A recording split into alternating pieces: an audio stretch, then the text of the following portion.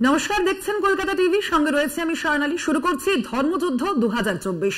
আপনারা জানেন আজ দ্বিতীয় দফার ভোট সারা দেশে এবং সারা দেশের মোট 88টি যে লোকসভা কেন্দ্র রয়েছে 13টি রাজ্যের, সেইখানে কিন্তু আজ সকাল 7টা থেকে ভোট গ্রহণ প্রক্রিয়া শুরু হয়ে গিয়েছে এবং যার মধ্যে রয়েছে আমাদের রাজ্যের 3টি কেন্দ্র, অর্থাৎ রায়গঞ্জ, বালুরঘাট এবং দার্জিলিং। এই 3টি কেন্দ্রে লোকসভা ভোট রয়েছে এবং আজ দ্বিতীয় দফায় ভোট রয়েছে। আপনারা দেখতে পাচ্ছেন আমাদের কলকাতা টিভির স্ক্রিনে যে দার্জিলিং এর এবারের কিন্তু যে বিজেপি প্রার্থী রয়েছেন, অর্থাৎ রাজু বিস্তা, তিনি কিন্তু বিদায়ী সাংসদ বটে এবং এবারও কিন্তু বিজেপি তাকেই প্রার্থী করেছে। অন্যদিকে দার্জিলিং থেকে কংগ্রেস প্রার্থী করেছে মুনিশ তামাংকে। এই মুনিশ তামাংকে কিন্তু অজয় এডওয়ার্ড, অর্থাৎ হামরো পার্টির অজয় এডওয়ার্ড সমর্থন করেছেন, ঘনিষ্ঠ তিনি। অন্যদিকে গোপাল লামা, তাকে কিন্তু প্রার্থী করা হয়েছে তৃণমূলের পক্ষ থেকে। অর্থাৎ বোঝাই যাচ্ছে দার্জিলিং যে কেন্দ্রটি রয়েছে সেখানে কিন্তু গোপাল লামা বনাম রাজু বিস্তা বনাম মুনিশ তামাং, এই আমরা টক্কর দেখতে পাবো। অন্যদিকে আমরা যদি নজর রাখি রায়গঞ্জ কেন্দ্রের দিকে, সেখানে কিন্তু কার্তিক চন্দ্র পাল, তাকে প্রার্থী করা হয়েছে বিজেপির পক্ষ থেকে। এবার দেবশ্রী চৌধুরীকে প্রার্থী করা হয়নি। তার পাশাপাশি আপনাদের জানিয়ে রাখি রায়গঞ্জ যে কেন্দ্রটি রয়েছে সেখানে কিন্তু তৃণমূল প্রার্থী করেছে কৃষ্ণ কল্যাণীকে। আপনারা দেখতে পাচ্ছেন টিভি স্ক্রিনে সেই ছবি। অর্থাৎ বোঝাই যাচ্ছে যে আজকের যে 3টি কেন্দ্র দ্বিতীয় দফার ভোট রয়েছে সেই 3টি কেন্দ্র কিন্তু যথেষ্টই গুরুত্বপূর্ণ। কেন আপনাদের জানিয়ে রাখি, তার মধ্যে কিন্তু বালুরঘাট, সেখান থেকে কিন্তু লড়াই করছেন হেভিওয়েট বিজেপি প্রার্থী সুকান্ত মজুমদার। তিনি কিন্তু অবশ্যই বালুরঘাটকে কিন্তু সুকান্ত মজুমদারের গড় বলা হয় একদিকে, এবং সেই কারণেই অবশ্যই সেখানে তার যে লড়াই সেখানে আমরা দেখব। তার সঙ্গে মূলত তৃণমূল প্রার্থী যে রয়েছেন বিপ্লব মিত্র এবং তার পাশাপাশি শিক্ষক নেতা কংগ্রেস থেকে যাকে প্রার্থী করা হয়েছে জয়দেব সিদ্ধান্ত, এই 3 জনের মধ্যে লড়াই অবশ্যই আমরা দেখব। এবং অবশ্যই ভোট কাটাকাটিতে এই 3টে কেন্দ্রের ফলাফল কোন দিকে যায়, অবশ্যই 4 জুনের দিকে আমাদের নজর থাকবে। অর্থাৎ বোঝাই যাচ্ছে আমাদের এই যে আজকে দ্বিতীয় দফা রয়েছে সেই দফায় 3টি যে কেন্দ্র রয়েছে দার্জিলিং, বালুরঘাট এবং তার সঙ্গে রায়গঞ্জ, এই যে 3টি কেন্দ্র রয়েছে সেই 3টি কেন্দ্র কিন্তু যথেষ্টই, এই 3টি কেন্দ্রের রাজনৈতিক সমীকরণ যথেষ্টই গুরুত্বপূর্ণ।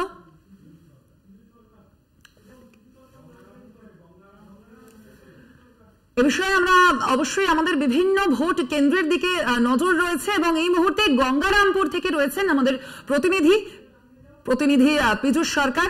পীযূষ, তোমার কাছে যে বিষয়টা জানতে চাইবো যে আজ সকাল 7টা থেকে আমরা জানি যে ভোট গ্রহণ প্রক্রিয়া কিন্তু শুরু হয়েছে এবং রাজনৈতিক দলের নেতারা যারা আছেন তারা কিন্তু বলেছেন সকাল সকাল ভোট গ্রহণ যে প্রক্রিয়া সেখানে অংশগ্রহণ করতে। আজ সকাল থেকে কি রকম লাইন চোখে পড়ছে?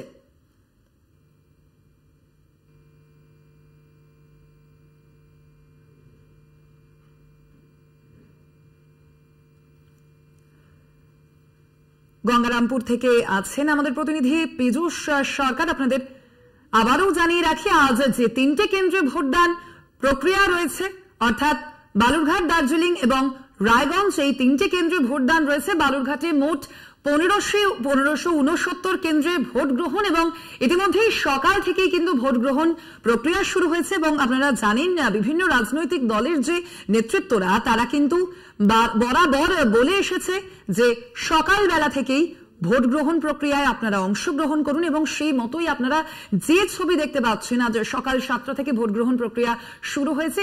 ইতিমধ্যে বিভিন্ন যে ভোট কেন্দ্র রয়েছে সেখানে কিন্তু লাইনও চোখে পড়ছে। সাধারণ মানুষ তারা তাদের যে মতদান প্রক্রিয়া তা কিন্তু করতে গিয়েছে এবং আপনাদের জানিয়ে রাখি এই যে 3টে কেন্দ্র আছে সেখানে কিন্তু যথেষ্টই কেন্দ্র বাহিনী মোতায়েন করা হয়েছে, অর্থাৎ 272 কেন্দ্রীয় কোম্পানি কিন্তু মোতায়েন করা হয়েছে এই 3টি কেন্দ্র। এবং তার পাশাপাশি আপনাদের জানিয়ে রাখি যে দার্জিলিং যে কেন্দ্রটি রয়েছে সেখানে যেমন 88 কোম্পানি কেন্দ্রীয় বাহিনী দেওয়া হয়েছে, অন্যদিকে রায়গঞ্জ সেখানে কিন্তু 111টি কোম্পানি কেন্দ্রীয় বাহিনী দেওয়া হয়েছে। এবং তার পাশাপাশি আপনাদের জানাবো যে স্পর্শকাতর যে বুথের সংখ্যা আছে সেখানে অন্যদিকে দার্জিলিং কিন্তু ভীষণভাবে গুরুত্বপূর্ণ, কেননা সেখানে সব থেকে বেশি স্পর্শকাতর বুথ রয়েছে। অন্যদিকে আপনাদের জানাবো যে আজ দেশের 88টি যে লোকসভা কেন্দ্র রয়েছে 13টি রাজ্যের মধ্যে, সেই লোকসভা কেন্দ্রের ভোট গ্রহণ কিন্তু ইতিমধ্যেই শুরু হয়েছে। এবং শুধুমাত্রই তাই নয়, তার পাশাপাশি আমাদের রাজ্যের যে 3টে কেন্দ্র রয়েছে রায়গঞ্জ, দার্জিলিং, বালুরঘাট, সেখানেও ভোট গ্রহণ চলছে।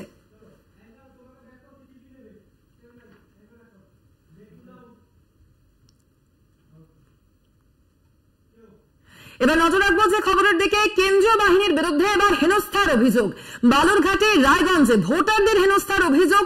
বালুরঘাটের মহাবাড়ি পঞ্চায়েতে হেনস্থার অভিযোগ করা হয়েছে।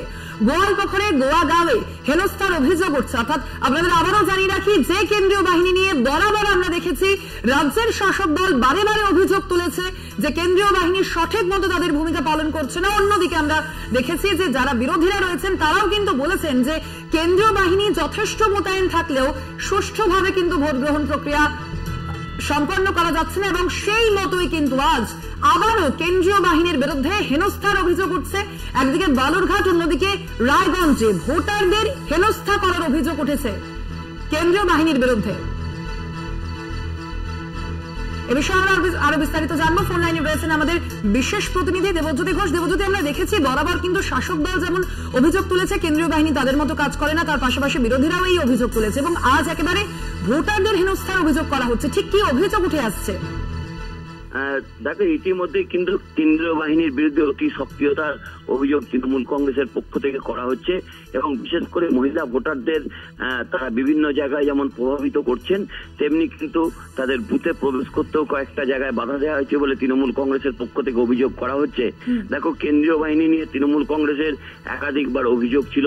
গতবারের লোকসভা নির্বাচন এবং বিধানসভা নির্বাচনে কেন্দ্রীয় বাহিনীর অতি সক্রিয়তা নিয়ে তৃণমূল কংগ্রেস বারবার সরব হয়েছিল, এবং আজকে সকাল থেকে দেখা যাচ্ছে রায়গঞ্জ এবং দু জায়গাতেই কিন্তু কেন্দ্রীয় বাহিনীর অতি সক্রিয়তা লক্ষ্য করা যাচ্ছে, এবং মহিলাদের হেনস্থা করার অভিযোগ তৃণমূল কংগ্রেসের পক্ষ থেকে করা হচ্ছে। তবে দেখো, বেলা যত বাড়বে, সবে নির্বাচন শুরু হয়েছে, ততই কিন্তু কেন্দ্রীয় বাহিনীর এই সক্রিয়তা বাড়বে বলে তৃণমূল কংগ্রেসের পক্ষ থেকে অভিযোগ করা হচ্ছে।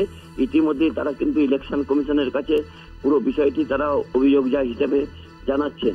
ইতিমধ্যে কিন্তু ইলেকশন কমিশনে প্রায় 6টি অভিযোগ জমা পড়েছে কেন্দ্রীয় বাহিনীর এই অতি সক্রিয়তা নিয়ে।